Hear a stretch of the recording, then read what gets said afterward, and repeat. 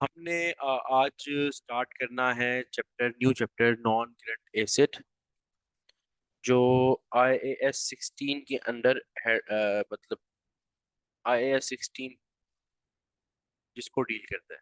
IAS 16 यानी international accounting standard 16। असल में हर चीज, हर अकाउंटिंग ट्रीटमेंट के पीछे एक स्टैंडर्ड होता है। उस स्टैंडर्ड का कोई नंबर होता है। जिस तरह इन्वेंटरी हमने पढ़ा था वो IAS 2 था। हाँ, ये नंबरिंग हमारे लेवल पे मैटर नहीं करती, फाउंडेशन के पेपर्स में मैटर नहीं करती, ये अगले पेपर्स में जरूर मैटर करती है, F7 रिपोर्टिंग पेपर में। बट वैसे ही एक थोड़े ओवरव्यू, एक जनरल ओवरव्यू के लिए, नॉलेज के लिए आपको बताया कि नॉन करंट एसेट को जो स्टैंडर्ड डील करता है वो IAS 16 इंटरनेशनल अकाउंटिंग स्टैंडर्ड 16 है।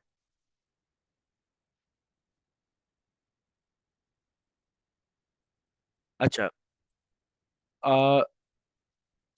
टेस्ट डिस्कशन जो है ना वो मैं कल रखूंगा। क्या कहते हैं, ये जो इन्वेंटरी का टेस्ट हुआ था ना, इसकी डिस्कशन कल रखूंगा, बिकॉज आज का इंपॉर्टेंट टॉपिक है, तो मैं ये नहीं चाह रहा कि हमारी क्लास इसमें ना वो इशू है। तो आज ये नॉन करंट एसेट का स्टार्ट करेंगे, कल मैं टॉपिक छोटा रखूंगा और हम फिर कल डिस्कशन करेंगे उसकी टेस्ट डिस्कशन, ठीक है। अच्छा, क्या कहते हैं, जो नॉन करंट एसेट चैप्टर है ना, इसके अंदर हम लोगों ने कौन कौन से टॉपिक पढ़ने हैं ये हम देखते हैं। पहले नॉन करंट एसेट का मतलब समझते हैं। देखो यार, नॉन करंट, आपको पता है एसेट्स की ना दो टाइप्स होती है।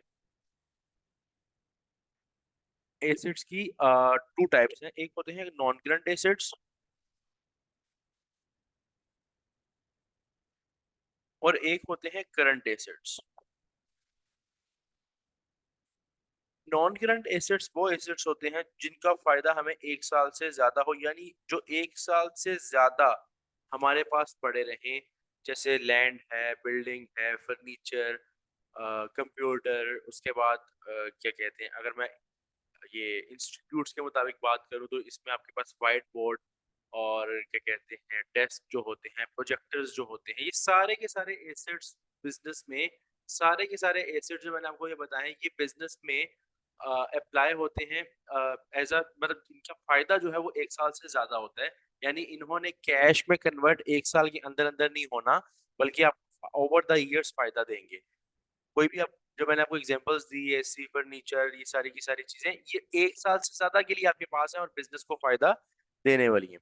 अब हमने इस चैप्टर के अंदर नॉन करंट एसेट जो होता है उससे रिलेटेड जितनी भी डीलिंग्स हैं, कि मतलब नॉन करंट एसेट को खरीदने से लेके बेचने तक और उसके दरमियान तमाम चीजें। कभी कभार नॉन करंट एसेट की एक डेप्रिसिएशन होती है, हम समझेंगे डेप्रिसिएशन क्या है। कभी रीवैल्यूएशन होती है, एसेट बड़ा बड़ा महंगा हो जाता है, एसेट बड़ा बड़ा सस्ता हो जाता है, या एसेट्स की जो वैल्यू, किस वैल्यू पे लेके जाएंगे एसेट्स को। तो ओवर द लाइफ जो जो अकाउंटिंग ट्रीटमेंट्स IAS 16 या जो भी नॉन करंट एसेट हमारे टॉपिक में है, हम सारे के सारे उन ट्रीटमेंट्स को देखेंगे और उनको कंप्लीट करेंगे। हमारे जो मेन टॉपिक्स हमारे इस चैप्टर के अंदर है वो है एक्विजिशन। एक्विजिशन का मतलब खरीदना। एक्विजिशन का मतलब खरीदना, एसेट्स को खरीदना, इसके अकाउंटिंग ट्रीटमेंट पढ़ेंगे। डेप्रिसिएशन क्या होता है इसको देखेंगे। जब डेप्रिसिएशन समझ आ जाएगा उसके बाद रिवाइज डेप्रिसिएशन देखेंगे। री उसके बाद अगला टॉपिक होगा रीवैल्यूएशन, यानी कभी कभार एसेट रीवैल्यू हो जाता है, महंगा हो जाता है या सस्ता हो जाता है, उसकी वैल्यू रीवैल्यू कर जाती है, चेंज हो जाती है, उसका ट्रीटमेंट देखेंगे। फिर डिस्पोजल, डिस्पोजल यानी बेचना। डिस्पोजल मतलब बेचना, तो बेचते वक्त क्या डबल एंट्रीज करेंगे उसको देखेंगे। पार्ट एक्सचेंज, पार्ट एक्सचेंज क्या होता है बेसिकली कि आप एक एसेट दे के दूसरा एसेट, एक पुराना एसेट दे के एक नया एसेट ले लो, से पार्ट एक्सचेंज बोलते हैं। इसका अकाउंटिंग ट्रीटमेंट देखेंगे। उसके बाद नेट बुक वैल्यू का एक अकाउंटेंट वैल्यू क्या है और उसका अकाउंट क्या है, ये तो हर दोनों चीजें आपको बाद में पता चलेंगी। और एंड पे एसेट रजिस्टर के हर इंडिविजुअल एसेट का एक रजिस्टर के अंदर डाटा होता है, उसको हम डिटेल में देखेंगे। तो ये जो जितने भी टॉपिक्स मैंने आपके सामने लिखे हैं, ये एक्चुअली 100% जो टॉपिक हमने चैप्टर में पढ़ना है ये उसको कवर कर रहे हैं। और अगर आप इसको मतलब प्रॉपर बुक में भी देखो तो ये दो चैप्टर्स पे कंप्राइज कर रहा है। यानी बुक के अंदर नॉन करंट एसेट का एक चैप्टर है जो इनमें इनके पहले तीन चार पार्ट्स को डील कर रहा है, और दूसरा चैप्टर आखिरी तीन चार पार्ट्स को डील कर रहा है। यानी ये करने से हमारे दो चैप्टर्स हो जाएंगे, हमारे दो चैप्टर्स हो जाएंगे। वो मैं आपको बता दूंगा नंबरिंग और क्या कहते हैं, कैप्टन के मुताबिक क्या कौन से चैप्टर्स हमारे कंप्लीट हो रहे हैं। फिलहाल हम स्टार्ट कर रहे हैं अपना पहला टॉपिक। पहला टॉपिक हमने क्या देखा था, acquisition of non current asset. Acquisition का मतलब होता है एसेट्स को खरीदना। देखो, जब भी कोई एसेट्स को तुम एक्वायर करते हो, जब भी तुम एक एसेट को एक्वायर करते हो यानी एक्विजिशन करते हो, एक्विजिशन में यानी खरीदना, जब भी कोई एसेट खरीदते हो ना तुम, तो उस वक्त क्या होता है कि तुम लोगों को उसकी एसेट की वैल्यू अपने किसी स्टेटमेंट में लिखनी है। ऑब्वियसली एसेट लिया तो उसकी कोई वैल्यू, कोई ना कोई वैल्यू, एसेट लिया तो उसकी कोई ना कोई वैल्यू तुम लिखोगे ना स्टेटमेंट में। तो क्या वैल्यू लिखोगे, अपने पास क्या शो करोगे कि ये क्या मतलब एज अ मतलब किस वैल्यू पे जाएगा। तुम ऑब्वियसली कहोगे कि जितने का एसेट मैंने लिया यानी उसकी कॉस्ट को मैं अपने स्टेटमेंट्स में शो करूं। और ऑब्वियसली स्टेटमेंट्स में जो एसओएफपी है, एसेट्स इसमें शो होते हैं, क्योंकि एसेट एसओएफपी में तीन चीजें शो होती हैं: एसेट्स, लायबिलिटी और कैपिटल। तो आप अपना जो एसओएफपी में एसेट्स हैं, वो नॉन एसेट्स की जो क्लासिफिकेशन में नॉन करंट एसेट्स है, उस पे आप कोई ना कोई वैल्यू लिखोगे। जब आप कोई एसेट खरीदोगे तो आप नॉन करंट एसेट में उस एसेट को ऐड कर दोगे। सिंपल सी बात है कि एक एसेट लिया तो स्टेटमेंट में तो ऐड करना है, हर चीज जो बिजनेस किया उसको स्टेटमेंट में लिखना है। एसेट को भी इसी तरह तुम अपने बिजनेस की स्टेटमेंट एसओएफपी में लिखोगे as a non current asset. लेकिन कोस्ट तो हम सीधे सीधे ये तो मैं बोल दूंगी कॉस्ट पे लिखोगे, लेकिन कॉस्ट कितनी है, कॉस्ट किस तरह कैलकुलेट होगी? क्या सिर्फ जितने का मैंने एसेट खरीदा, यानी फॉर एग्जाम्पल मुझे एक एसेट $5,000 का मिला, $5,000 का मुझे एक एसेट मिलता है, तो क्या सिर्फ वही कॉस्ट है जो मैं अपने एसएफपी में लिखूंगा, या फिर कोई और कॉस्ट है, कोई और चीजें, कोई और कंपोनेंट्स ऐड होने हैं? तो इनको हम डिटेल में देखने जा रहे हैं। इससे अगली लाइन में देखो क्या लिखा हुआ है, ऑल द एक्सपेंडिचर, मतलब कॉस्ट से रिलेटेड ही बात बताई हुई है। All the expenditure incurred till the usage of non-current asset should be the part of value of asset। एक मिनट रुको यार, मैं जरा पानी पकड़ लूं। अच्छा, तो हम क्या बात कर रहे थे, हम इस पॉइंट पे थे कि all the expenditure incurred till the usage of non current asset, यानी नॉन करंट एसेट को यूज करने तक, नॉन करंट एसेट को यूज करने तक के सारे खर्चे will be the part of non current asset, यानी नॉन करंट एसेट की जो कॉस्ट है उसका पार्ट बनेगा। यानी एसओएफपी में जो ये वैल्यू लिखनी है ना कॉस्ट की, एसओएफपी में एसेट्स की वैल्यू लिखनी है, ये सिर्फ वो वैल्यू नहीं लिखनी जिस पे खरीदा, तो ये तमाम वो वैल्यूज, तमाम वो कॉस्ट जो नॉन करंट एसेट को यूज करने से पहले सारे के सारे एक्सपेंस लग रहे हैं, वो पार्ट बनेंगे उस एसेट की कॉस्ट का। यानी ये देखो, फॉर एग्जांपल तुमने एक एसेट खरीदा, तो उसकी जो परचेज प्राइस है वो भी ऑब्वियसली तुमने फॉर एग्जांपल पे की 5,000, परचेज प्राइस तुमने पे की 5,000, परचेज प्राइस तुमने पे की 5,000, सही है। अब 5,000 सिर्फ तुम ये नहीं कहोगे कि 5,000 ही कॉस्ट है एसेट की, नहीं। तुमने अभी यूज तो नहीं स्टार्ट किया, मैंने किसी अपने सप्लायर को कॉल की, मैंने कहा यार मुझे एसेट चाहिए, मैं तुम्हें पैसे ट्रांसफर कर रहा हूँ, मैंने उसको पैसे ट्रांसफर कर दिए, 5,000 मैंने ट्रांसफर किए। तुम क्या कहोगे क्या कि तुम्हारी कॉस्ट, मतलब एसेट की कॉस्ट इतनी है सिर्फ 5,000? नहीं, तो यूज थोड़ी करना शुरू किया है, यूज करने से पहले सारे खर्चे, जैसे अब तुम वहां से अपने पास उसको मंगवाओगे, उस एसेट को अपनी प्रीमिसेस, अपनी जगह पे मंगवाओगे, तो वहां तक के जो ट्रांसपोर्टेशन है, ट्रांसपोर्टेशन ये देखो तीसरे नंबर पे ये लिखा हुआ है ट्रांसपोर्टेशन। फॉर एग्जाम्पल तुमने ₹1,000 ट्रांसपोर्टेशन के खर्च किए, ट्रांसपोर्टेशन की जगह मैंने कैरेज इनवर्ट भी लिखा हुआ है। जब तुम कभी भी कोई चीज मंगवाते हो और ट्रांसपोर्टेशन चार्जेस तुम देते हो, तो इसको तुम कैरेज इनवर्ट भी बोलते हो। यानी ट्रांसपोर्टेशन चार्जेस कोई चीज मंगवाने के लिए अगर तुम इंकर कर रहे हो, पैसे लगा रहे हो, तो इसको कैरेज इनवर्ट भी बोलते हो, क्योंकि कैरेज इनवर्ट का मतलब कैरी करके तुम्हारे पास लेके आना, इनवर्ट मतलब तुम्हारे पास चीज आ रही है, तो उसको तुम कैरेज इनवर्ट भी बोलते हो। ट्रांसपोर्टेशन ट्रांसपोर्टेशन को तुम कैरेज इनवर्ट भी बोलते हो। अब सुनो, कैरेज इनवर्ट भी पार्ट बनेगा, रीजन क्या है, क्योंकि यूज तो नहीं हुआ ना अभी एसिड, उससे पहले का हट है ना, अभी तो तुम्हारे पास आ रहा है एसिड। तो कैरेज इनवर्ट यानी फॉर एग्जाम्पल यानी ट्रांसपोर्टेशन कॉस्ट भी पार्ट बनेगा। उसके बाद इंपोर्ट ड्यूटी या कस्टम ड्यूटी से ऊपर पॉइंट है। कभी कभार ये होता है कि तुम अपना जो नॉन करंट एसिड है बाहर के मुल्क से मंगवा रहे हो। अब जब तुम बाहर के मुल्क से जब भी कोई चीज मंगवाते हो, तो इस तरह तो नहीं होता ना कि चीज तुम्हारे पास डायरेक्ट आ जाती है। पहले या तो बाय एयर मंगवाओगे तो वो एयरपोर्ट के थ्रू आएगी, या फिर बाय जो सी मंगवाओगे तो वो किसी सी पोर्ट पे आएगी। फॉर एग्जाम्पल कराची पोर्ट पे तुम्हारा तुम्हारा एक एसिड आ गया, कराची पोर्ट पे तुम्हारा एक एसिड आ गया। अब वहां पे कस्टम वाले तुमसे पैसे लेंगे, मतलब जो आपके यहाँ के अपने मुल्क के इदारे हैं ना, अपने मुल्क के इदारे, वो जो टैक्स लेते हैं वो तुमसे इंपोर्ट करने पे उसकी ड्यूटी चार्ज करेंगे, यानी टैक्स चार्ज करेंगे। तो अभी तक एसिड तो रास्ते में है, अभी तो तुम तक पहुंचा ही नहीं, यूज ही नहीं हुआ। और मैंने बताया यूज होने से पहले तमाम खर्चे, यूज होने से पहले तमाम खर्चे पार्ट बनेंगे एसिड की गोश्त का। एज्यूम करो तुमने 1000 रुपए इस पे भी पे किए, यानी 5000 का एसिड था, उसके ऊपर कस्टम ड्यूटी 1000 रुपए की, ट्रांसपोर्टेशन 1000 रुपए की, कैरेज इनवर्ट इसको बोला। अच्छा, उसके बाद हैंडलिंग कॉस्ट। हैंडलिंग कॉस्ट, अब एसेट को ऑब्वियसली हैंडल करना पड़ता है, एसेट्स को ऑब्वियसली हैंडल करना पड़ता है, उसको संभालने के लिए कोई कॉस्ट ने रखी हुई है, कोई उसकी मतलब उसको हैंडल, उसको रखने के लिए जैसे कोई बड़ी मशीनरी है, वो आप ऐसे उसको, उसके नीचे कोई ना कोई तुमने मटेरियल यूज किया हुआ है, या कोई प्रॉपर उसके ऊपर कोई ऐसी कॉस्ट लगाई हुई है कि वो मटेरियल गिरे ना, वो नॉन कंडक्शन गिरे ना, ये नॉन कंडक्शन को कोई नुकसान ना पहुंच सके, उस चीज को हैंडल करने की। जिस तरह तुम लोग कहते हो कि तुम लोगों ने यहाँ से ये कराची से लाहौर एक माल मंगवाना है, तो तुम उसकी हैंडलिंग के लिए प्रॉपर सेफ्टी मेजर करोगे ना, कि उसके ऊपर कोई चीज, उसको कोई एक्सीडेंट में कोई इशू ना हो, या किसी भी पॉइंट पे उसको कोई डैमेज ना हो जाए, तो तुम उसकी हैंडलिंग के लिए इंतजाम करोगे। अब उसके ऊपर कोई मटेरियल लगेगा, कोई पैसे लगेंगे, उस सारी की सारी कॉस्ट, चूंकि हैंडलिंग कॉस्ट ट्रांसपोर्टेशन के दौरान और यूज होने से पहले पहले की कॉस्ट है, तो हैंडलिंग कॉस्ट फॉर एग्जाम्पल 500 रुपए की कॉस्ट लगी, ये भी पार्ट बनेगी एसेट की वैल्यू का। देखो मैंने तो अभी थोड़ी देर पहले बताया, all the expenditure incurred till the usage of non current asset, use करने तक के सारे खर्चे पार्ट बनेगा एसेट के, ठीक है।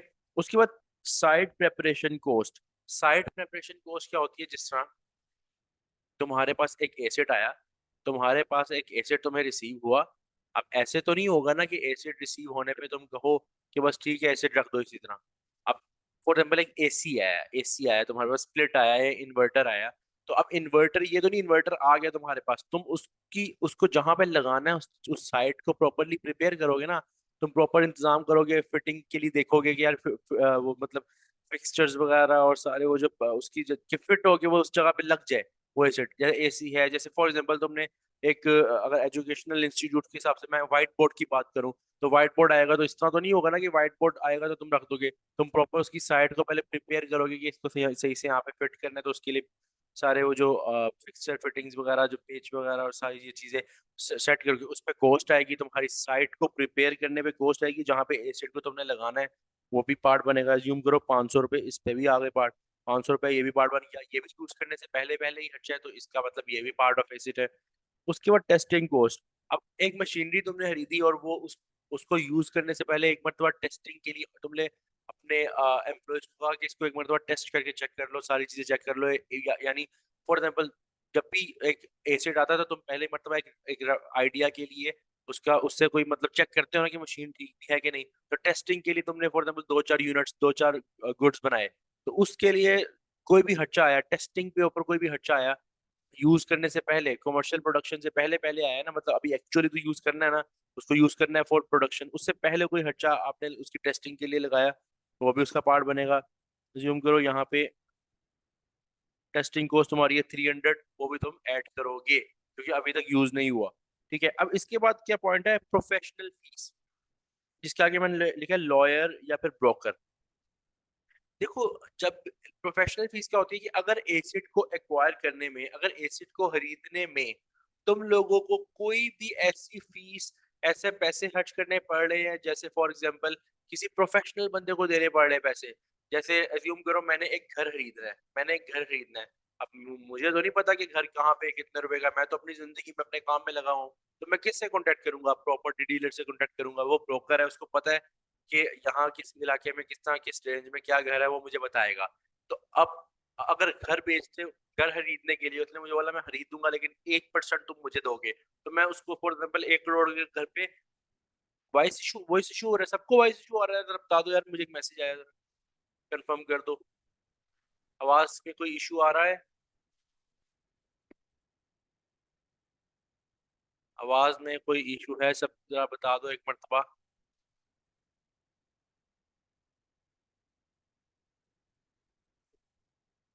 अप डाउन हो रही है आवाज, अप डाउन क्यों हो रही है यार, अप डाउन नहीं होनी चाहिए आवाज।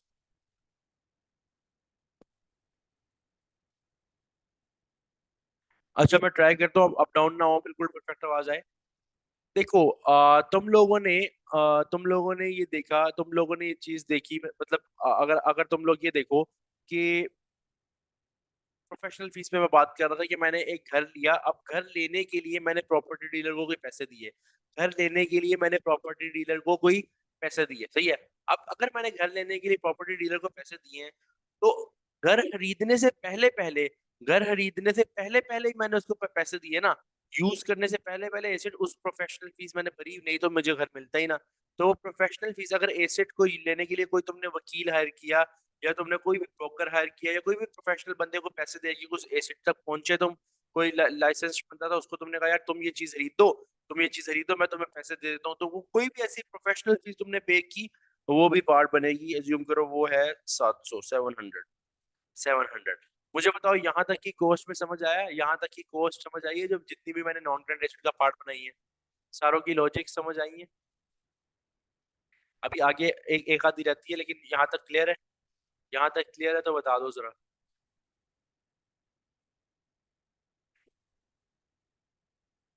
अच्छा, अब लास्ट वाली बता, लास्ट वाली कौन सी, प्रोफेशनल फीस? अच्छा, प्रोफेशनल फीस ये है, प्रोफेशन ऑफ फीस नहीं है, प्रोफेशनल फीस है। प्रोफेशनल फीस का मतलब ये है, अगर आपने एसेट खरीदने के लिए किसी प्रोफेशनल बंदे को पैसे दिए, जैसे मैंने प्रॉपर्टी डीलर को पैसे दिए कि मुझे घर खरीदना है, तो प्रॉपर्टी डीलर को जो मैं पैसे दूंगा, अगर मैंने एसेट की वैल्यू कैलकुलेट करनी है, तो उस प्रोफेशनल फीस को उसका पार्ट बनाऊंगा, एसेट की गोश्त का पार्ट बनाऊंगा, क्योंकि उसको खरीदने के लिए मैंने वो खर्चा किया। इसी तरह कोई ऐसी चीज खरीदनी है जिसमें मुझे वकील हायर करना है, लॉयर हायर करना है, तो मैं उस लॉयर की फीस की अपने एसेट की गोश्त का पार्ट बनाऊंगा, क्योंकि वो मेरे एसेट यूज होने से पहले का खर्चा है।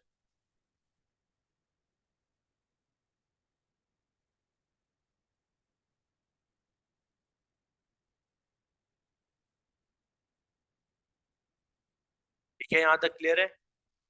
एक मिनट यार।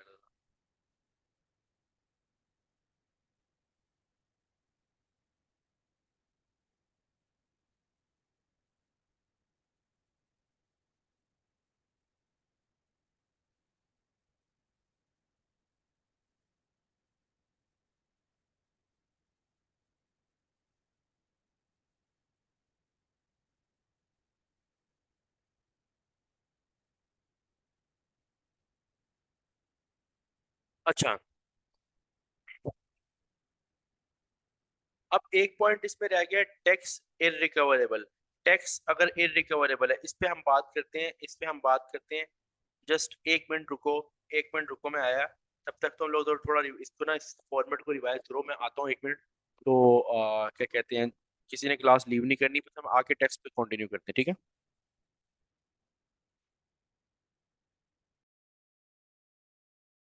अच्छा, अब हमारा यहाँ पे लास्ट पॉइंट रह गया कि एसिड में जब भी तुम लोग टैक्स की बात करोगे, तो उससे रिलेटेड पहले मैं तुम्हें पूरी स्टोरी सुना दूं, फिर तुम्हें समझ आएगी। देखो, एचएमआरसी ना कहता है टैक्स के बारे में कि आप ना, कि आप लोग जब भी कोई चीज खरीदो, तो हम आपको टैक्स वापस कर देंगे। परचेजेस पे टैक्स वापस होता है। तो परचेजेस पे दो कंडीशन होती हैं, या तो टैक्स रिकवरेबल होता है, या टैक्स इररिकवरेबल होता है। अगर तो टैक्स रिकवरेबल है, अगर तो टैक्स रिकवरेबल है, इसका मतलब ये है कि जो भी आपने आज परचेज करते हुए टैक्स पे किया है ना, जो भी आपने आज पे चीज खरीदते हुए टैक्स पे किया है ना, वो टैक्स आपको वापस मिल जाएगा, यही मतलब है। अब अगर वही टैक्स आपको वापस मिल जाना है, तो आप उस टैक्स को इनपुट वैट कंसीडर करते हो, और आप कहते हो कि ये टैक्स रिसीवेबल है हमारा फ्रॉम एचएमआरसी। रिसीवेबल उस केस में, अगर तो ये टैक्स रिकवरेबल है, तो आप इसको रिसीवेबल बना लेते हो फ्रॉम एचएमआरसी, और अपने एसेट्स में एज अ रिसीवेबल शो कर देते हो, अपने एसेट्स में एज अ रिसीवेबल शो कर देते हो। लेकिन लेकिन अगर ये टैक्स इनरिकवरेबल है, यानी एचएमआरसी कहता है कि यार ये जो तुमने एसेट खरीदा है ना, इस पे जो टैक्स तुम पे कर रहे हो ना, ये इनरिकवरेबल है, कि तुमको वापस नहीं मिलेगा हमसे। हमने कहा था हर परचेजेस पे टैक्स है जो कि तुम वापस ले सकते हो, इनपुट वैट जिसको हम बोलते हैं। लेकिन नॉन करंट एसेट में कुछ ऐसे एसेट्स हैं जिसपे एचएमआरसी का रूल है कि हम टैक्स वापस नहीं करेंगे। उनकी मर्जी, उन्होंने जो भी लॉजिक्स लगाई। अब हमने तो ये देखना है कि अगर टैक्स इररिकवरेबल है यानी वापस नहीं मिलेगा, तो अब तो वो रिसीवेबल नहीं है। उस केस में हम क्या करेंगे? अगर इररिकवरेबल है तो ऑब्वियसली एचएमआरसी हमें वापस नहीं देगा, तो रिसीवेबल में हम लिख नहीं सकते। उस केस में वो टैक्स हम एसेट की कॉस्ट का पार्ट बना देंगे।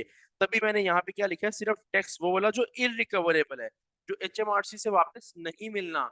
जो मिल जाना है उसको आप पार्ट नहीं बना सकते। रीजन ये है कि वो तो आपने रिसीवेबल में लिखना है, तो फिर रिसीवेबल में लिखोगे या एसेट की वैल्यू का डबल तो नहीं कर सकते ना। एक काम कर सकते हो, या रिसीवेबल में लिख लो अगर रिकवरेबल है।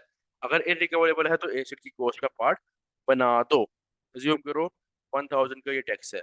मुझे बताओ, ये टैक्स इनरिकवरेबल टैक्स की बात समझ आई? लॉजिक क्लियर हुई? इनरिकवरेबल टैक्स वाली लॉजिक क्लियर है?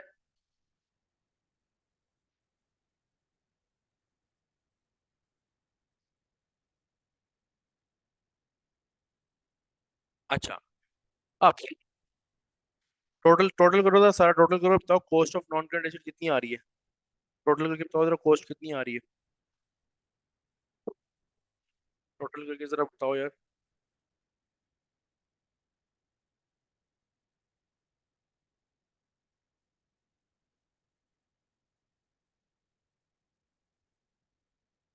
10,000 आ रही है।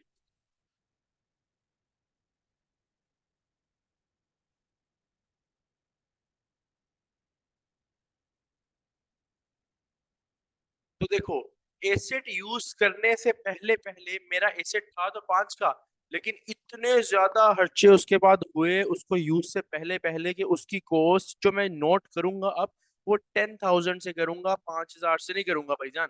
ठीक है? क्योंकि मैंने आपको ऊपर रूल बताया कि आपकी कोई भी सारा एक्सपेंडिचर, वो सारा एक्सपेंडिचर जो इंकर हो रहा है यूजेज और नॉन करेंट एसेट से पहले पहले, all the expenditure till the usage of non-current asset should be the part of value of asset को वैल्यू का पार्ट बनेगा। सारा का सारा खर्चा वैल्यू का पार्ट बनेगा। इसका मतलब ये हुआ कि हमारी डबल एंट्री क्या बनेगी? डबल, क्योंकि देखो ना, आप लोगों को ये पता है कि यार नॉन करंट एसेट जब खरीदोगे तो एंट्री क्या होगी? एंट्री तो आप लोग बता दोगे, नॉन करंट एसेट डेबिट, ये जो भी non current asset, for example ये लैंड है, फॉर एग्जांपल ये लैंड है, तो नॉन करंट एसेट डेबिट। और लैंड की जगह इसको ना बेसिकली मशीनरी कर लो, क्योंकि ऑब्वियसली लैंड लेने के लिए तुम कभी भी कस्टम ड्यूटी नहीं पे करते। लैंड कौन सा बाहर के मुल्क से चल के आती है? तो मशीनरी कर लो, जो भी तुमने प्लांट एंड मशीनरी खरीदी। ठीक है? नॉन करंट एसेट और क्रेडिट तुमने कैश पे किया उसी वक्त, कैश सारा पे किया उसी वक्त, तो एंट्री बनेगी किस वैल्यू से? एंट्री बनाओ जरा बताना, 5,000 से या 10,000 से? क्या मैं 5,000 से एंट्री बनाऊं या 10,000 से? बताओ। एंट्री किस वैल्यू से बननी चाहिए? 10,000 से टोटल से। बिकॉज जब मैंने खुद बोला कि यार वो एसिड की कोस्ट का पार्ट है, तो डबल एंट्री में एसिड की कोस्ट का पार्ट बनाओ। डबल एंट्री में एसिड की कोस्ट का पार्ट बनाओ, क्योंकि वो डबल एंट्री, क्योंकि वो कोस्ट का पार्ट है। ठीक है? तो ये हमारी एंट्री हो गई नॉन करंट एसेट डेबिट और कैश क्रेडिट। अगर हमने कैश नहीं पे किया हुआ अभी, बाद में पे करना है, तो पेबल्स, पेबल्स क्रेडिट। यहाँ तक कोई क्वेश्चन है तो पूछ लो।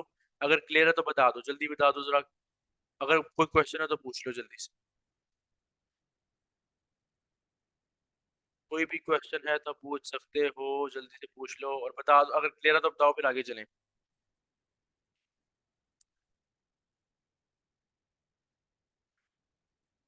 अच्छा, अब सीन ये है, तुम्हें पता है कि तुम्हारा एसेट 10,000 रुपए का है। रीजन क्या थी इसके पीछे? क्योंकि हमने कहा 5,000 का एसेट और ऊपर बाकी खर्चे लगे, तो 10,000 का तुम्हारा एसेट है। अब इस तरह तुमने डबल एंट्री बनाई, तुमने डबल एंट्री प्रॉपर बनाई कि यार 10,000 का एसेट है। तो आगे एसओएफपी में जब एसेट शो करोगे, जब ये एसेट शो करोगे, तो शो भी किस वैल्यू पे करोगे? 10,000 पे करोगे। एसओएफपी में भी एसेट शो 10,000 पे करोगे। यानी ये हम मुनाफिकत नहीं करेंगे कि पहले हम कह रहे हैं कि कॉस्ट ऑफ एसेट जो है वो 5,000 है, फिर हम बाद में बोल रहे हैं नहीं डबल एंट्री भी 5 से बनाओ, और मतलब कॉस्ट ऑफ एसेट 10,000 करके डबल एंट्री और एसओएफपी 5,000 से बनाएंगे। ऐसे नहीं होगा। जो टोटल कॉस्ट चाहिए डबल एंट्री से बनेगी, एसओएफपी भी उसी अमाउंट से बनेगी। तो एसओएफपी के अंदर भी नॉन करंट एसेट 10,000 पे शो होगा। जब हम एसेट खरीदेंगे, सारा एक्सपेंडिचर उसके यूजेज तक पार्ट बनेंगे, डबल एंट्री भी टोटल कॉस्ट से बनेगी और एसओएफपी में नॉन करंट एसेट भी टोटल कॉस्ट से शो होगा। यहाँ पे यहाँ पे यहाँ पे हमारा एक्विजिशन वाला जो मेजर पार्ट है वो खत्म हो गया, बस एक पॉइंट रह गया, वो हमें भी डिस्कस करने लगे हैं। एक्विजिशन का मेजर पार्ट खत्म हो गया। अब वो पॉइंट जो मैं आपको बताने लगा हूं, जो इससे रिलेटेड है, वो ये है। फॉर एग्जाम्पल ये जरा देखो, आफ्टर सम टाइम, जरा गौर से देखना। For example after some time we extend the asset, we extend the asset, यानी एस्यूम करो। हाँ बिल्कुल, अगर डिस्काउंट मिलेगा तो माइनस करेंगे। अगर बिल्कुल, फहद ने पूछा कि अगर डिस्काउंट मिलेगा तो माइनस करेंगे, बिल्कुल करेंगे यार, क्योंकि देखो डिस्काउंट अगर मिलता है तो उसकी वैल्यू कम हो जाएगी। 10,000 आपको 5,000 वैल्यू मिली, ऊपर डिस्काउंट मिला, तो डिस्काउंट माइनस होगा। सही है। एसओएफ वाला पॉइंट मैंने सिंपल ये बताया था कि 10,000 रुपये, 10,000 रुपये जो कॉस्ट है, जो टोटल को वैल्यू है, वो ही एसओएफ में लिखनी है, जिसे एंट्री बनाई है, 5,000 से नहीं लिखेंगे, बस ये पॉइंट बताया। ठीक है। और डिस्काउंट बिल्कुल अगर मिलता है तो वो माइनस होगा, बिकॉज वो डिस्काउंट के बाद ही आपने वो, आपको वो पैसे देने ही नहीं पड़े, तो कॉस्ट का पार्ट क्यों बनाओगे। सही है। अच्छा, अब आगे देखो। For example after some time we extend the asset. For example build extra floor, हमने एक बिल्डिंग ली, जितना भी उसका खर्चा हुआ, उसके ऊपर हमने एक एक्स्ट्रा फ्लोर बना लिया 15,000 का, 15,000 का। अब आप लोग मुझे बताओ, अगर हमने एक एक्स्ट्रा फ्लोर बना लिया, क्या ये वैल्यू हम एसेट की वैल्यू का पार्ट बनाएंगे या नहीं बनाएंगे? क्या इस अमाउंट को हम एसेट की वैल्यू का पार्ट बनाएंगे या एक्सपेंस कंसीडर करेंगे? यानी सिंपल मैं आपसे पूछूं कि क्या ये 15,000 का जो हमने फ्लोर एक्सटेंड किया, ये एसेट का पार्ट बनेगा या एक्सपेंस हुआ है बिजनेस का?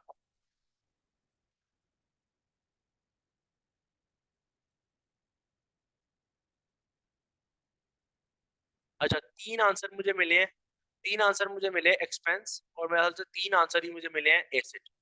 तो अब तुम इसका मतलब 50-50 तुम लोगों को पता है। अब सुन लो, सुन लो। देखो, यहाँ पे हमारा एक नया पॉइंट जन्म लेता है, वो ये है, आप लोग ये ना सोचो कि यार एसेट तो यूज होना स्टार्ट हो गया, अब तो कुछ टाइम गुजर गया, अब आगे सारे खर्चे खर्चे ही होंगे। नहीं, वो एक एक्विजिशन वाला पार्ट था कि हमने कहा कि आज से पहले सारे खर्चे इसका पार्ट बनेंगे। इसके बाद अगर इसके बाद अगर कोई खर्चा होता है तो उस खर्चे की नौयत देखी जाएगी। यहाँ पे हमारा एक नया टॉपिक स्टार्ट होता है, जिसका नाम है कैपिटल एक्सपेंडिचर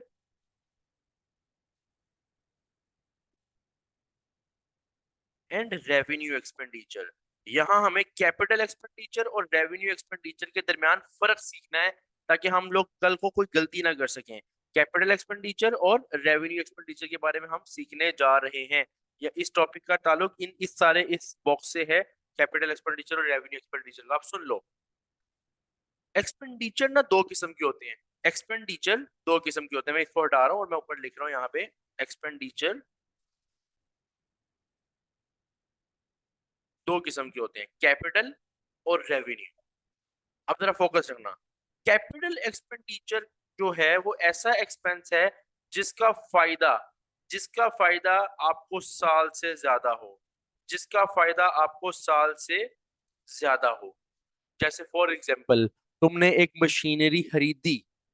अभी मशीनरी का खरीदना भी ये कैपिटल एक्सपेंडिचर ही है, यानी आपने जो एसेट एक्वायर किया, एक्विजिशन ऑफ एसेट ही बजाते खुद भी एक कैपिटल एक्सपेंडिचर है। ऐसा कोई भी खर्चा जिसका फायदा साल से ज्यादा हो, चलो तुमने मशीनरी खरीदी, फायदा साल से ज्यादा है, बिल्कुल ज्यादा है, तो भाई कैपिटल एक्सपेंडिचर हुआ ना, है एसेट, क्लासीफाई एसेट हुआ, लेकिन जो खर्चा वो कैपिटल एक्सपेंडिचर है, क्योंकि साल से ज्यादा फायदा है।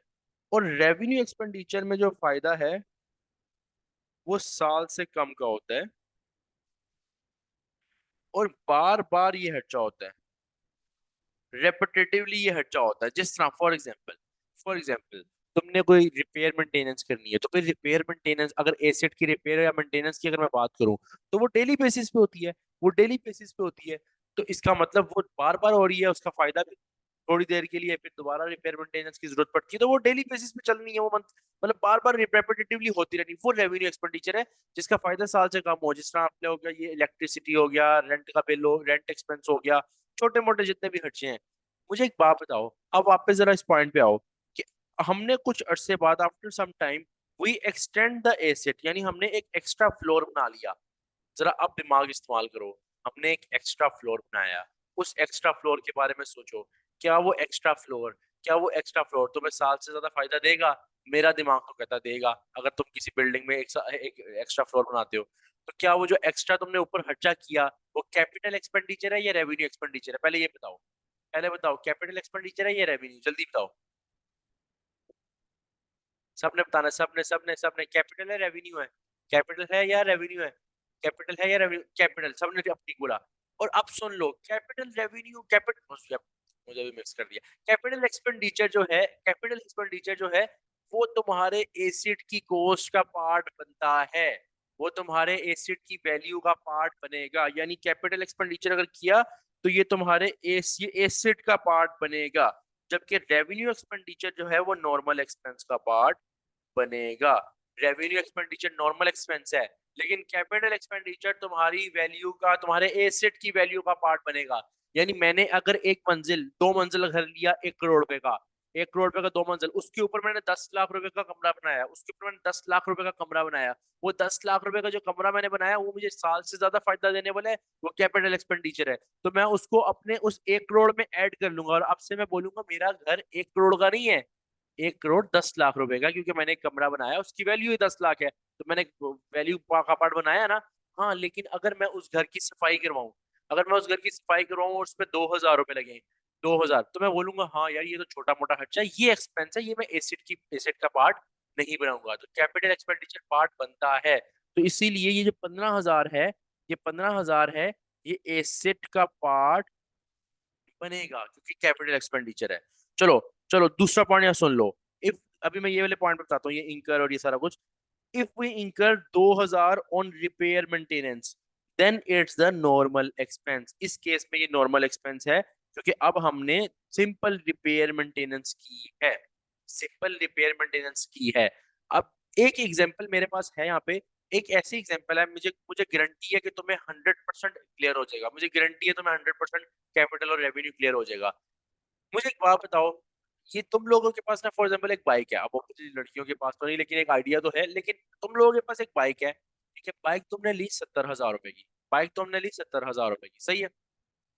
और तुमने ना उस बाइक को लेके गए, और उसकी ना वो सर्विस करवाई और ट्यूनिंग करवाई, और तुम्हारे उस पे 2,000 लगे, तुम्हारे उस पे 2,000 रुपए लगे, ठीक है। ये जो ऊपर 2,000 है, क्या तुम बाइक धुलवाने के बाद और बाइक की सर्विस करवाने के बाद और ट्यूनिंग करवाने के बाद बाहर निकल के ये बोल सकते हो कि मेरी बाइक 72,000 की हो गई है? बताओ, बोल सकते हो? क्यों नहीं बोल सकते? क्योंकि तुम्हें पता है कि ये तो मैंने जनरल खर्चा किया, ये तो मैंने छोटा मोटा खर्चा किया, ये तो बार बार होना खर्चा, ये मैं आज कल भी करूंगा, अगले महीने करूंगा, फिर से अगले महीने करूंगा, तो वो पार्ट ऑफ एसेट नहीं बना।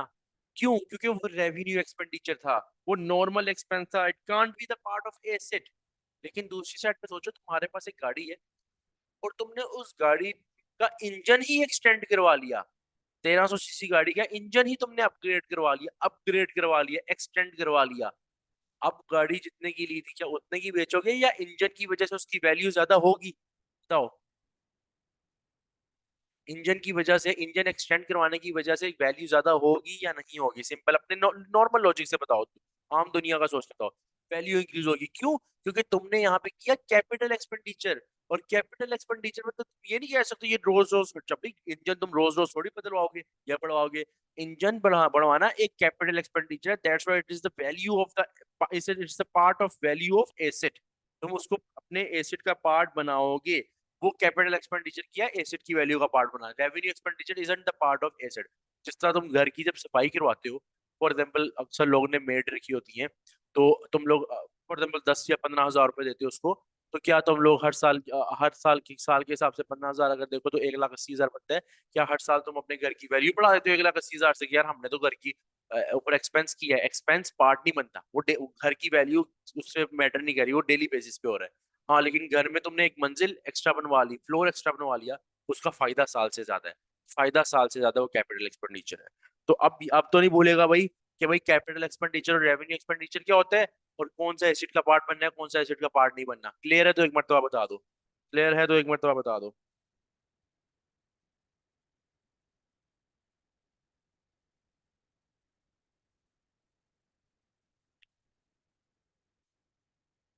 अच्छा, अब यहाँ पे हम डबल एंट्री करेंगे इसकी। अगर मैंने ये देखो ये था मेरा कैपिटल एक्सपेंडिचर, अगर मेरा कैपिटल एक्सपेंडिचर है तो मैं डेबिट डेबिट में एक्सपेंस करूँ या एसेट करूँ? बताओ। अगर मैंने कैपिटल एक्सपेंडिचर किया तो मैं डेबिट में एक्सपेंस करूँगा या एसेट करूँगा?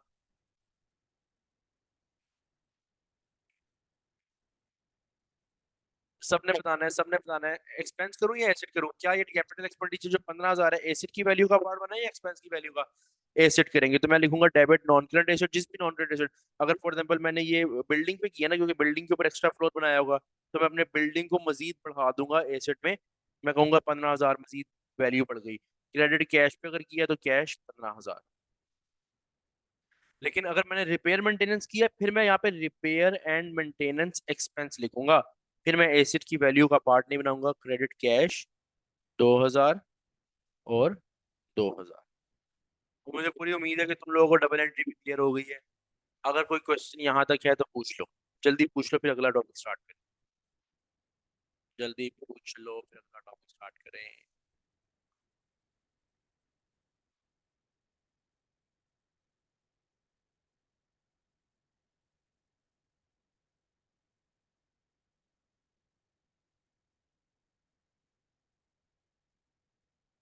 अच्छा यार, क्या कहते हैं, अगर तुम लोग थोड़ा बहुत बोर वगैरह हो तो बता दिया करो यार।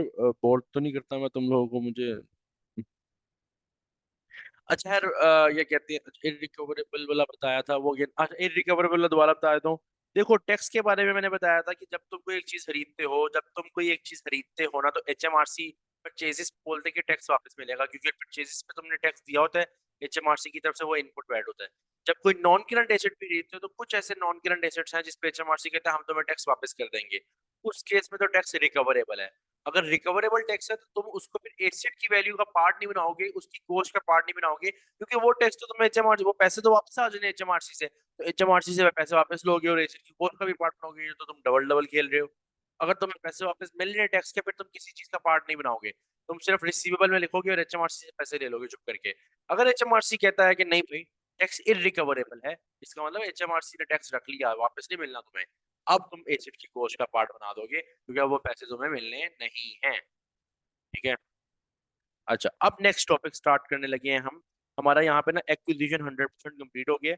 हम जाने लगे हैं depreciation of non current asset, depreciation of non current asset. Depreciation क्या होता है? चलो अब सुनो पॉइंट, बड़ा फोकस रखे।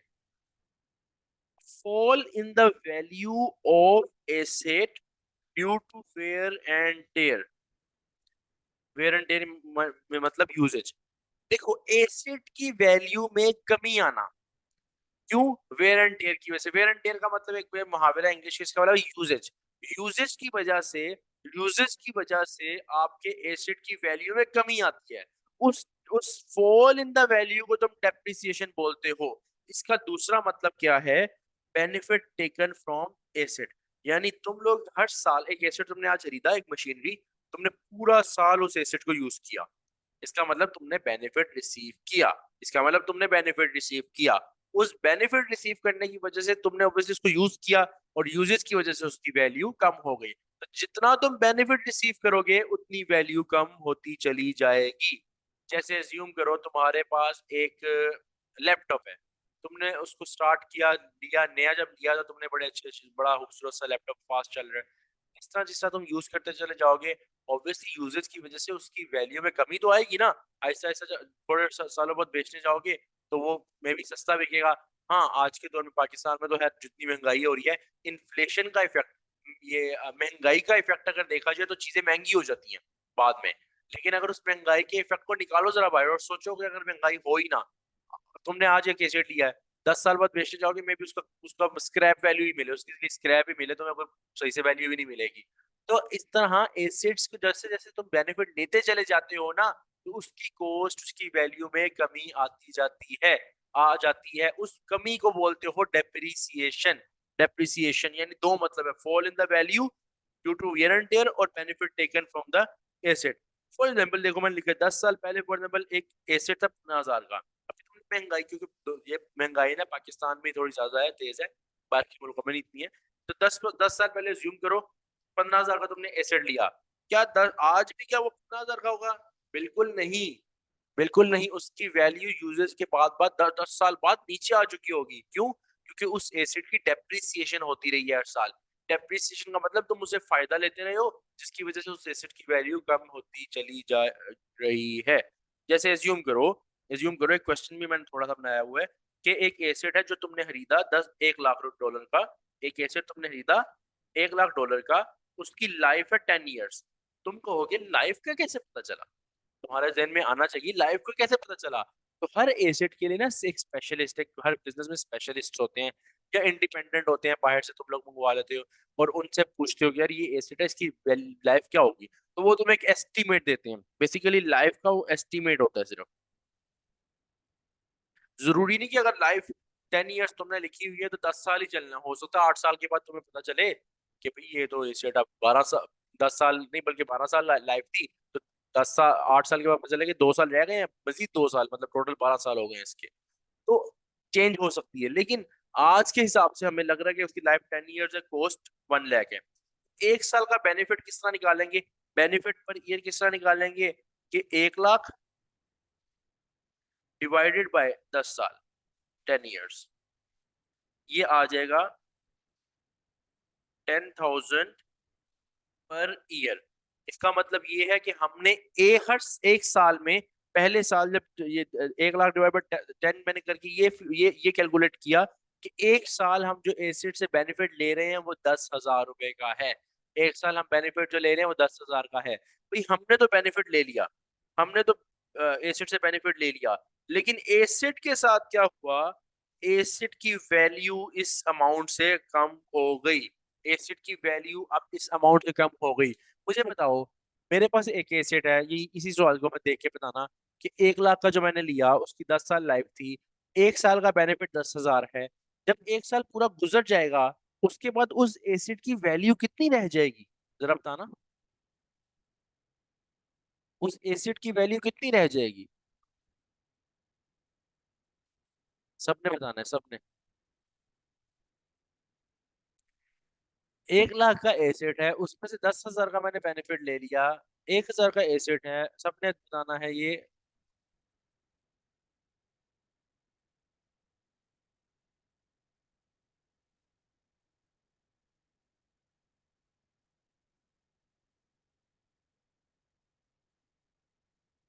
सबने बिल्कुल ठीक बताया कि 90,000। क्यों?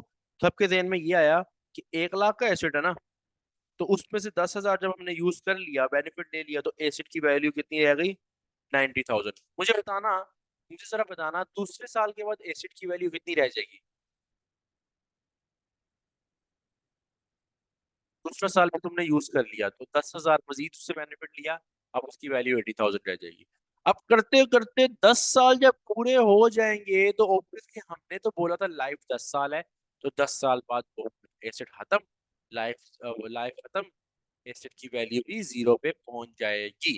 तो ये कॉन्सेप्ट बेनिफिट का है कि बेनिफिट हम इस तरह निकालते हैं कि एसेट की कॉस्ट के मुताबिक उसी की कॉस्ट में से देखते हैं कि इतना हमने इस साल बेनिफिट लिया, और जितना बेनिफिट हम नोट करते हैं ना उससे हम उस एसेट की वैल्यू कम कर देते हैं, कि जितना बेनिफिट हमने लिया उससे एसेट की वैल्यू कम हो गई।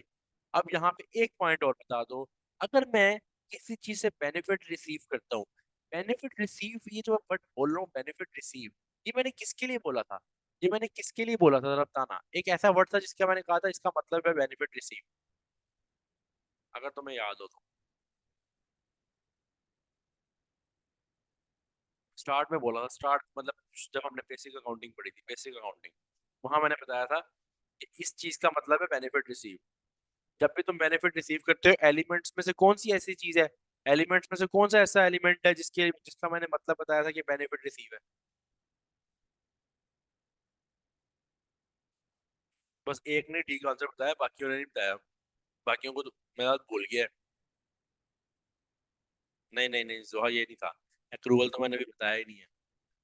चलो सुन लो, अगर मेरे बच्चों तुम्हें याद हो, एक्सपेंस की डेफिनेशन मैंने क्या बताई थी? एक्सपेंस का मतलब कैश टर्न तो होता नहीं है। एक्सपेंस के बारे में मैंने क्या बताया था? कि जितना फायदा तुमने ले लिया वो एक्सपेंस है, जितना फायदा तुमने ले लिया वो एक्सपेंस है। तो एक्सपेंस का मतलब बेनिफिट रिसीव ही तो है। एक्सपेंस का मतलब बेनिफिट रिसीव ही तो है। अगर तुम किसी चीज से बेनिफिट लेते हो तो इसका मतलब तुमने एक्सपेंस कर लिया। इलेक्ट्रिसिटी बिल तो हमने अकाउंटिंग इक्वेशन में ना, मुझे अभी भी याद है, हमने अकाउंटिंग इक्वेशन करते हुए 10वीं अकाउंटिंग इक्वेशन ये की थी कि इलेक्ट्रिसिटी बिल रिसीव्ड, तो मैंने उसमें तुम्हें कहा था एक्सपेंस हो गया, जबकि बिल अभी रिसीव हुआ, पे नहीं किया। तो मैंने इसमें क्या बताया था कि भाई तुमने फायदा तो ले लिया ना, पंखे तो चला लिया ना पूरे महीने, एसी वेसी यूज कर लिया, बेनिफिट ले लिया, एक्सपेंस हो गया, कैश कल को पे करेंगे, कल को देखी जाएगी। लेकिन अभी अभी के लिए एक्सपेंस जो है वो बेनिफिट रिसीव है, मतलब बेनिफिट रिसीव तुमने कर लिया, एक्सपेंस तुम्हें बुक करना है। तो डेप्रिसिएशन का मतलब क्या है? डेप्रिसिएशन में हम क्या कर रहे हैं? बेनिफिट तो ले रहे हैं, बेनिफिट तो ले रहे हैं। तो डेप्रिसिएशन बजाते खुद एक एक्सपेंस है, डेप्रिसिएशन एक एक्सपेंस है, क्योंकि डेप्रिसिएशन का मतलब है एसेट से बेनिफिट लेना, एसेट से बेनिफिट लेना। हम क्या करेंगे, हर साल वो जो बेनिफिट है ना, जो जिसके बारे में बोल रहे हो कि बेनिफिट पर ईयर, उसको हम अपनी एसपीएल में एक्सपेंस शो करेंगे, क्योंकि एक्सपेंस एक्सपेंस ही शो करेंगे ना, क्योंकि बेनिफिट का मतलब क्या, एक्सपेंस लेना। मेरे पास एक एसी है फॉर एग्जाम्पल, उस एसी की वैल्यू में से मैंने इस साल 10,000 का बेनिफिट ले लिया। 10,000 का बेनिफिट लेने का मतलब है 10,000 का फायदा लिया, और बेनिफिट लेने का मतलब है मैंने 10,000 का एक्सपेंस किया, उस एसेट से एक्सपेंस किया, यानी कि उस एसेट को यूज करके बेनिफिट रिसीव किया। सो डेप्रिसिएशन बजाते खुद एक एक्सपेंस है, जिसका दूसरा इफेक्ट, क्योंकि हर ट्रांजेक्शन के दो इफेक्ट्स होते हैं, पहला इफेक्ट ये है कि मैंने एक्सपेंस, मैंने क्या कहते हैं, एक तो बेनिफिट लिया, उसका दूसरा इफेक्ट ये है कि उस वैल्यू, जितना मैंने बेनिफिट लिया जिस साल में, उस वैल्यू से जो टोटल कॉस्ट थी, अब टोटल वैल्यू थी, वो कम हो गई एसेट की। जैसे यहाँ हमने देखा था कि यहाँ पे 10,000 का बेनिफिट लिया, जिसकी वजह से एसेट की वैल्यू भी कम हो गई। मुझे बताओ ये पॉइंट क्लियर हुआ डेप्रिसिएशन का? डेप्रिसिएशन का ये वाला पॉइंट क्लियर है कि एक्सपेंस कैसे है, कैसे मैंने इसको एक्सपेंस क्लासिफाई किया, क्लियर है? बता दो एक मिनट तो, सब बता दो, सब बता दो।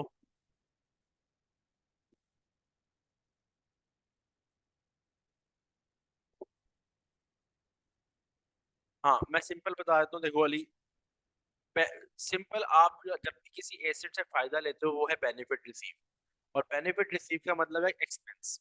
तो आपने जब भी एक एसेट से एक साल में फॉर एग्जाम्पल फायदा लिया, वो फायदा आपने अपने अकाउंटिंग ट्रीटमेंट में इस तरह नोट करना है कि जैसे वो आपने एक्सपेंस किया, और वाकई में एक्सपेंस किया, क्योंकि एक्सपेंस बेनिफिट रिसीव है, किसी भी चीज से फायदा लेना एक्सपेंस होता है। तो एक साइड से आप एक्सपेंस बुक करोगे, और जितना एक्सपेंस आप बुक करोगे, उस वैल्यू से आप टोटल वैल्यू ऑफ एसेट को कम कर दोगे। यानी 1 लाख का एसेट था, 10,000 का बेनिफिट लिया, उस बेनिफिट को आपने एक्सपेंस नोट कर लिया, और उस बेनिफिट से अपने total value of asset 1 lakh को कम करके आप 90,000 पे ले आओगे, ये मतलब। अभी हम इसकी क्वेश्चंस करेंगे प्रॉपरली और भी। अब दो मेथड्स हैं, डेप्रिसिएशन के दो मेथड्स हैं। हमने जो आज पढ़ना है वो है स्ट्रेट लाइन मेथड, हम जो आज पढ़ेंगे वो है straight line method. Straight line method के मुताबिक डेप्रिसिएशन एक्सपेंस पर ईयर का फॉर्मूला क्या है वो हम पढ़ते हैं, लेकिन उससे पहले हम देख लें स्ट्रेट लाइन मेथड का मतलब क्या है। देखो, अगर बेनिफिट हर साल कांस्टेंट,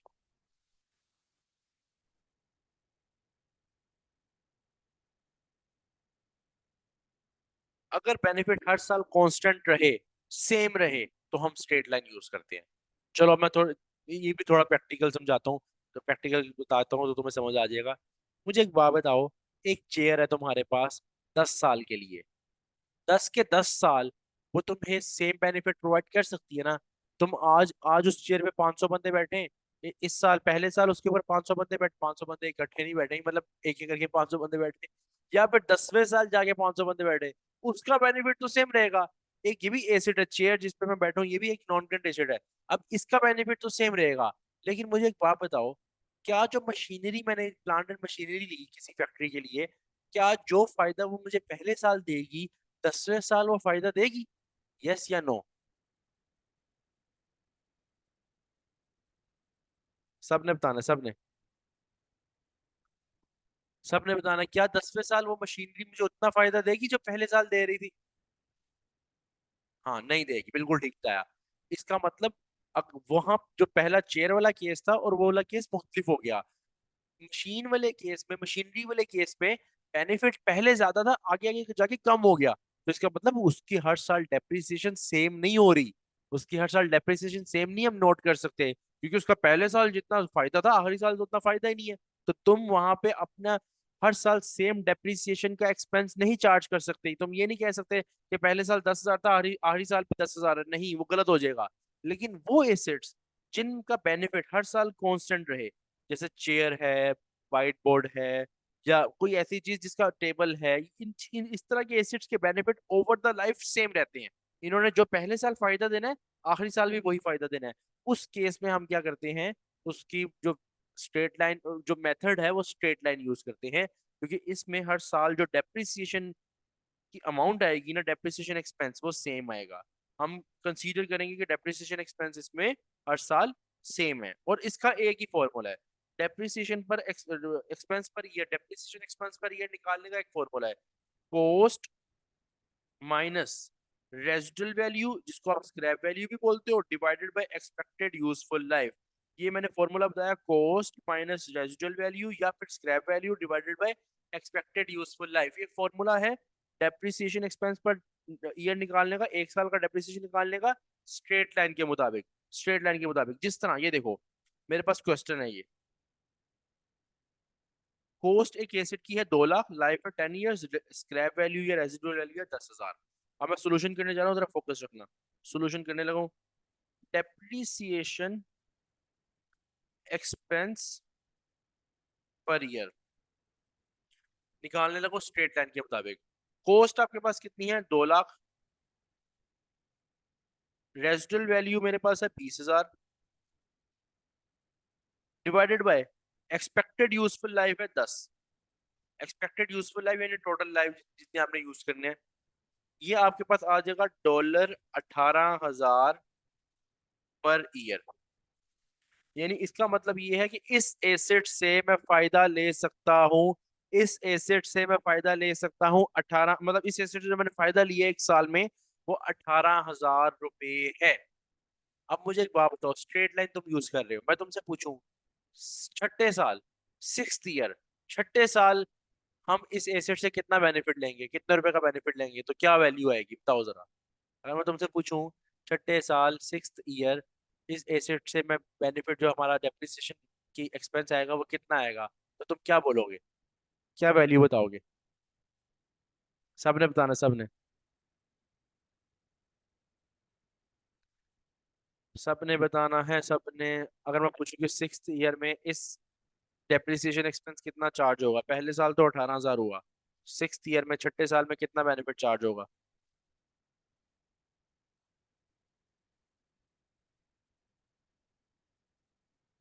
हाँ बिल्कुल ठीक है, हर साल 18,000 होगा। अभी तो तुम्हें बताया, अभी तो तुम्हें ये बात बताई है कि बेनिफिट जो है वो कांस्टेंट है, और स्ट्रेट लाइन में तो डेप्रिसिएशन हर साल सेम होगी। पहले साल, दूसरे साल, तीसरे, चौथे, पांचवे, छठे, सातवें, आठवें, नौवें और 10वें साल, पूरे के पूरे 10 साल में बेनिफिट हर साल सेम है। यही तो स्ट्रेट लाइन मेथड है। यानी इसमें तुम्हें एक दफा डेप्रिसिएशन निकालनी है, उसके बाद तुम्हें पता है कि हर साल कितना बेनिफिट तुमने लेना है, क्योंकि हर साल बेनिफिट सेम है, तो तुम चार्ज भी हर साल बेनिफिट सेम करोगे, सेम करोगे। अब 18, ये जो स्ट्रेट लाइन के मुताबिक मैंने डेप्रिसिएशन की जो अमाउंट निकाली है, पहले बताओ यहाँ तक क्लियर है, उसके बाद फिर मैंने डबल एंट्री करवानी है इसकी। जल्दी बताओ जरा, यहाँ तक क्लियर है।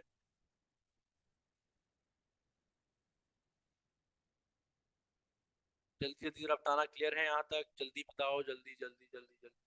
ठीक है।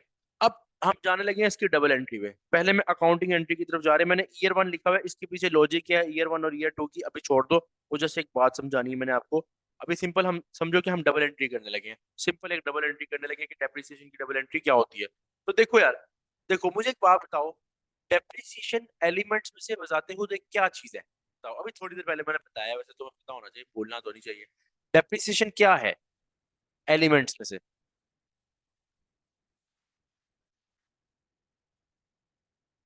सबने बताना है, सबने। अभी 2 मिनट पहले बताया कि डेप्रिसिएशन एक एक्सपेंस है, ठीक है। तो हम, और एक्सपेंस की नेचर डेबिट होती है, तो हम जब भी डेप्रिसिएशन हमने एंट्री बनानी है, हम कहेंगे ईयर 1 है ना, क्योंकि पहला साल था ना ईयर 1, तो ईयर 1 के लिए मैं कह रहा हूँ डेबिट डेप्रिसिएशन एक्सपेंस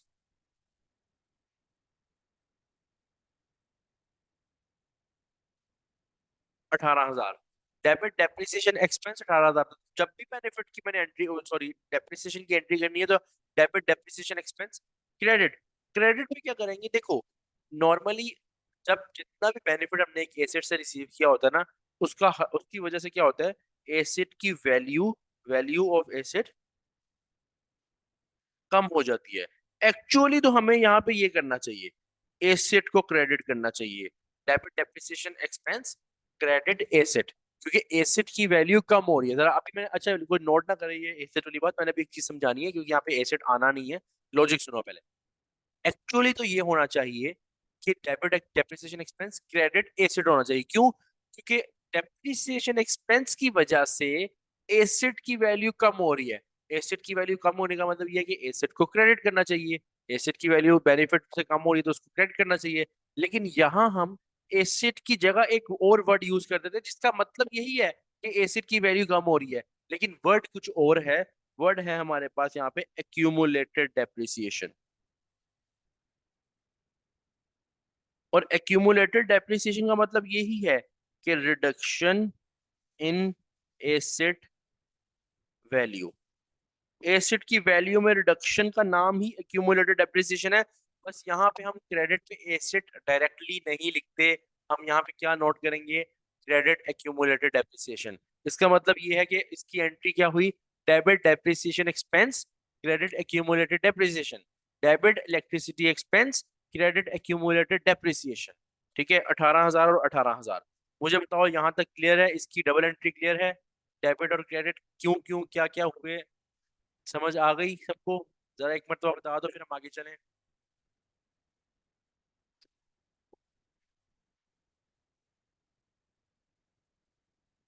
अच्छा, अब इसका अकाउंटिंग एंट्री तो हमने देख ली, जरा अकाउंटिंग ट्रीटमेंट भी देख लेते हैं। अकाउंटिंग ट्रीटमेंट का मतलब कि एसओएफपी में क्या जाएगा और एसपीएल में किस तरह जाएगा। हम जब, अभी ये ईयर वन पे हैं हम, ठीक है, ईयर वन, ईयर वन और ईयर वन, अभी मैं ईयर टू की बात पे नहीं कर रहा, ठीक है, ये भी इसको साइड पे करो, ईयर वन पे हम बात कर रहे हैं। हमने अभी थोड़ी देर पहले एक डबल एंट्री बनाई, डेबिट डेप्रिसिएशन एक्सपेंस, तो हम एसपीएल में ऑब्वियसली डेप्रिसिएशन एक्सपेंस लेके जाएंगे और पहले साल लेके जाएंगे 18,000। मैं यहाँ लिख देता हूँ 18,000।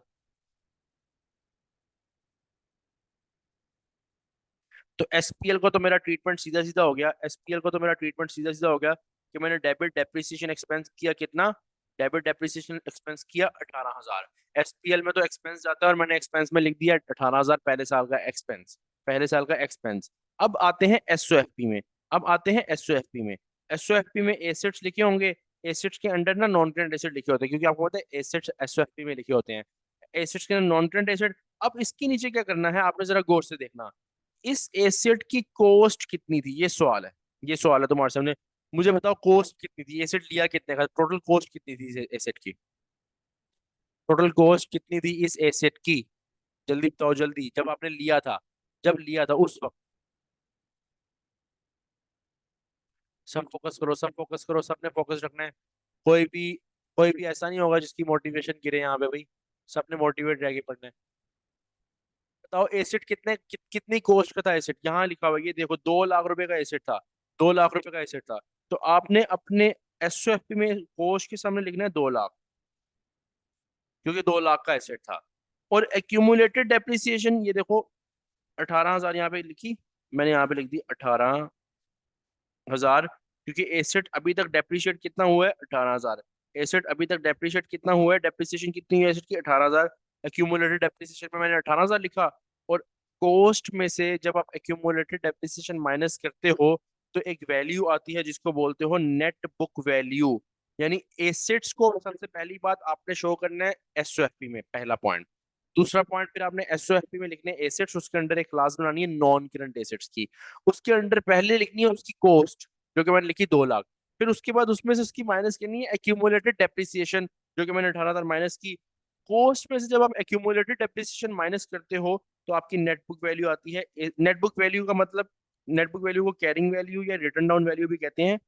इसका देसी मतलब ये है आज की वैल्यू, हमारे मुताबिक, आज की वैल्यू हमारे मुताबिक। अच्छा, आपको अभी फिलहाल इस पॉइंट पे फोकस रखना है सिर्फ, आज की वैल्यू पे। हमारे मुताबिक की वाली बात छोड़ दो अभी, क्योंकि वो हमारे मुताबिक वाले पॉइंट्स आके आएंगे।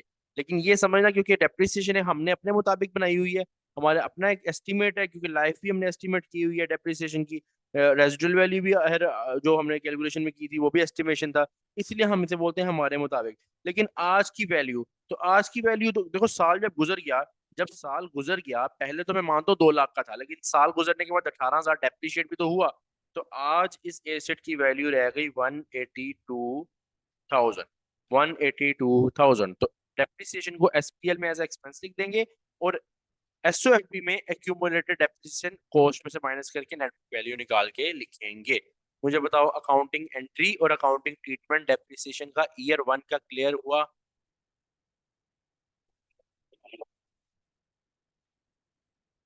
क्लियर है यहाँ तक? जरा बता दो, फिर आगे चलें।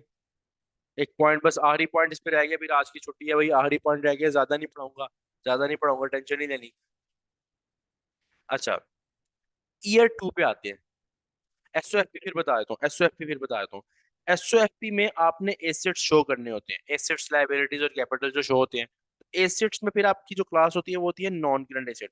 एसेट्स में आते हैं नॉन करंट एसेट्स, एसेट्स के अंडर आप लिखते हो नॉन करंट एसेट्स। उसमें आपका नॉन करंट एसेट, जो भी नॉन करंट एसेट का वैल्यू लिख रहे होते हो, उसकी कॉस्ट लिखते हो सबसे पहले।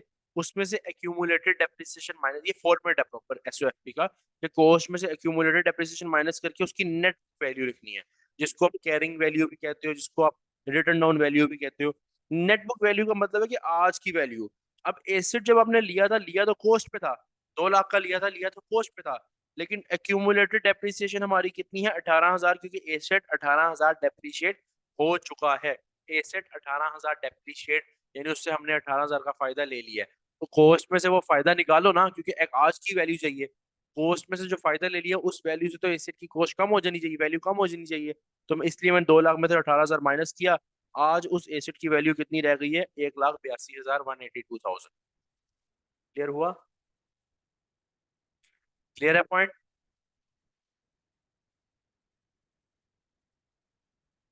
अच्छा, अब हम जा रहे हैं ईयर 2 पर। अब हम जा रहे हैं ईयर 2 पर, जरा फोकस रखना, फोकस। ईयर 2 में जरा मुझे बताओ, पहले मुझे बताओ, हम पढ़े स्ट्रेट लाइन में, हम पढ़े स्ट्रेट लाइन, तो मुझे बताओ कि ईयर 2 में हम पढ़े स्ट्रेट लाइन, तो ईयर 2 में मुझे बताओ कि यार इसकी जो एंट्री है वो क्या बनेगी?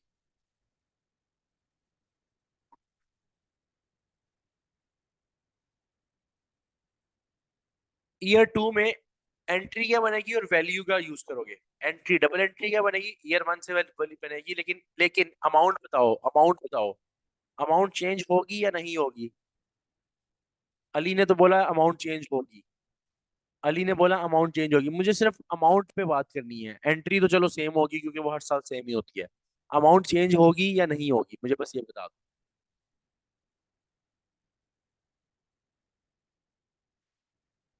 अली, अमाउंट चेंज होगी या नहीं होगी? अली आपने बोला होगी, अच्छा जोहा ने भी बोला होगी, जरा बताओ जरा, अमाउंट कैसे चेंज होगी? अभी थोड़ी देर पहले बताया स्ट्रेट लाइन है, अभी थोड़ी देर पहले बताया स्ट्रेट लाइन है। स्ट्रेट लाइन में हर साल डेप्रिसिएशन का रेट, डेप्रिसिएशन एक्सपेंस सेम होता है। स्ट्रेट लाइन का मतलब क्या है?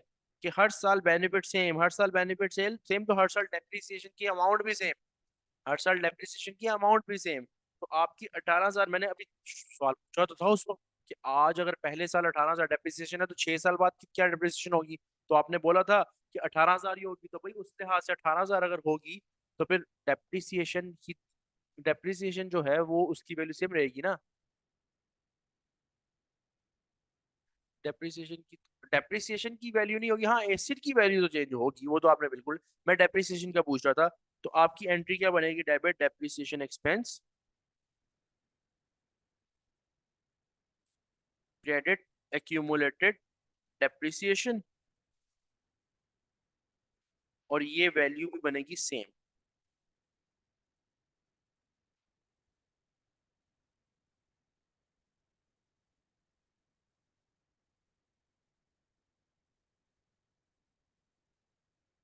18,000, एंट्री तो वही बन गई। चलो अब दूसरे साल की एसपीएल पे आते हैं। डेप्रिसिएशन एक्सपेंस में तुम लिखोगे 18,000, क्योंकि दूसरे साल भी क्या खर्चा हुआ? दूसरे साल भी क्या खर्चा हुआ? 18,000 का। जिसना अबे ये क्या था?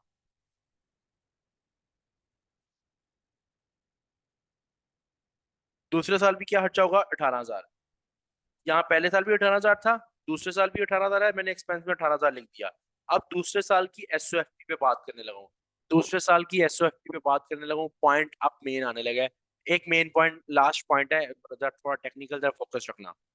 दूसरे साल की जब मैं एसओएफपी बनाने लगा, तो नॉन करंट एसेट, तो नॉन करंट एसेट की मैंने वैसे ही पूरा फॉर्मूला बनाया। कॉस्ट, मुझे बताओ एसेट की कॉस्ट क्या थी डेप्रिसिएशन जब होने से पहले, पहले शुरू में जब लिया था एसेट, कॉस्ट क्या थी?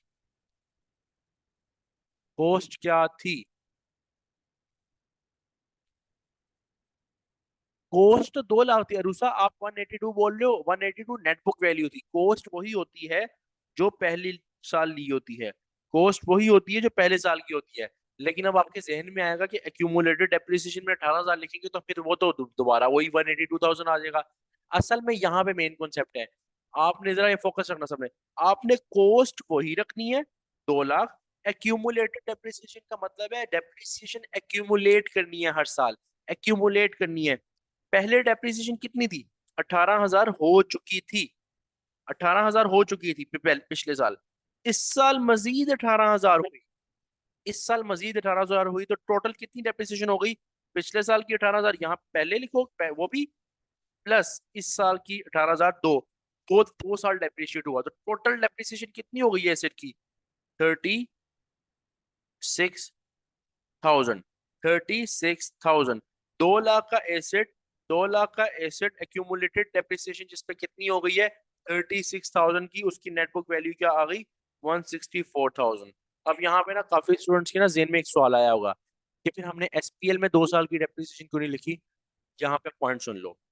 डबल एंट्री, ये जरा देखना, डबल एंट्री और एसपीएल, इसमें सिर्फ जाता है साल का इफेक्ट, उस साल का इफेक्ट जो उस साल, जिस इस साल पहले साल 18,000 का इफेक्ट था, दूसरे साल भी सिर्फ 18,000 का इफेक्ट था, तो उसमें सिर्फ 18,000 और 18,000 जाएगा क्योंकि उसमें फोर द ईयर के लिए बनती है ये जो है ना एसओएफपी, ये बनती है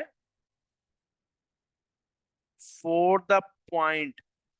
यानी देखा जाता है कि आज जब से बिजनेस स्टार्ट हुआ है आज तक जितने भी एसेट्स उसमें पड़े हुए हैं, टोटल टोटल वैल्यू लिखी जाती है। एसओएफपी में हमेशा टोटल वैल्यू लिखी जाती है किसी भी चीज की। लेकिन एसपीएल और डबल एंट्री हमेशा डिफरेंस से बनती है कि इस साल कितना इफेक्ट आया। जैसे ये देखो, पहले साल 18,000 की डेप्रिसिएशन थी, मैंने इसकी एक अलहदा एंट्री बनाई। दूसरे साल मैंने ये नहीं बोला कि टोटल से बना दो, मैंने बोला कि डेप्रिसिएशन दूसरे साल की सिर्फ उस डिफरेंस से बनेगी, यानी इस साल जितना फर्क आया उससे बनाओ। एसपीएल पे आ जाओ, पहले साल 18,000 का बुक किया, इस साल फिर से 18,000 का बुक किया, मैंने कहा डिफरेंस से होगी। लेकिन एसओएफपी देखो, एसओएफपी आपके पास एसेट था 2 लाख, उसकी कॉस्ट थी एक्यूमुलेटेड डेप्रिसिएशन 18,000 थी, 1,82,000 का एसेट रह गया था, ऐसे ही है। अगले साल कॉस्ट तो वही लेंगे, कॉस्ट तो वही लिखी रहेगी क्योंकि कॉस्ट क्या मतलब है जो शुरू में कॉस्ट थी। लेकिन यहाँ पे एक्यूमुलेटेड डेप्रिसिएशन टोटल आएगी कि 2 लाख का एसेट 36,000 डेप्रिशिएट हो चुका हुआ है। आज उसकी वैल्यू कितनी रह गई? Net book value 164। अगर हम यहाँ पे 18,000 लिखे रहने देंगे तो मसला ये होगा कि फिर से 182 वैल्यू आ जाएगी जबकि वैल्यू ऑफ 164 पे पहुंच चुकी है। तो इसका मतलब ये है, कॉस्ट में से एक्यूमुलेटेड डेप्रिसिएशन जब करना है तो एसओएफपी में इस चीज का ख्याल रखना है कि एक्यूमुलेटेड डेप्रिसिएशन इन टोटल जाए, इन टोटल जाए, सिर्फ साल की ना जाए। एसपीएल में सिर्फ साल का एक्सपेंस जाएगा। मुझे बताओ ये पॉइंट क्लियर हुआ एसओएफपी और एसपीएल वाला? मुझे बताओ, सब बताओ, ये पॉइंट क्लियर हुआ एसओएफपी और एसपीएल वाला? सब बताओ जरा, सबने बताना है, सबने सबने।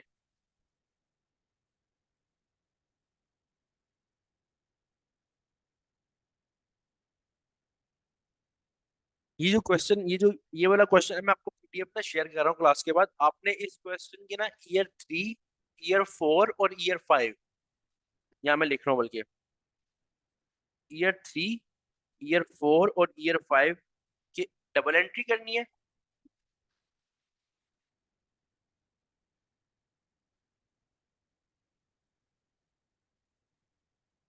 वो मैं स्क्रीन शॉट कर देता हूँ ये तो। अच्छा, एसपीएल ईयर 2 ईयर बनती है कि ना? हाँ बिल्कुल, एसपीएल ईयर 2, ये लड़के ने बात की है कि एसपीएल ईयर 2 ईयर बनती है कि कितना प्रॉफिट लॉस हुआ ड्यूरिंग द पीरियड। बिल्कुल ठीक, बिल्कुल एग्जैक्ट पॉइंट पे पहुंची हो।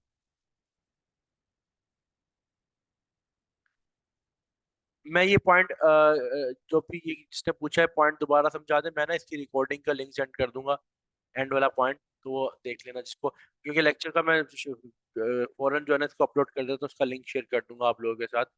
ये ना अंदर से देख लेना कि अगर कोई पुराना पॉइंट आपको समझना है पूरे लेक्चर में से। अच्छा मैं आपको एक बात बता दूं, हाँ पीडीएफ भी भेज देता हूँ, एक बात बता दूं, एक मैं असाइनमेंट दे रहा हूँ आप लोगों को यहाँ पे।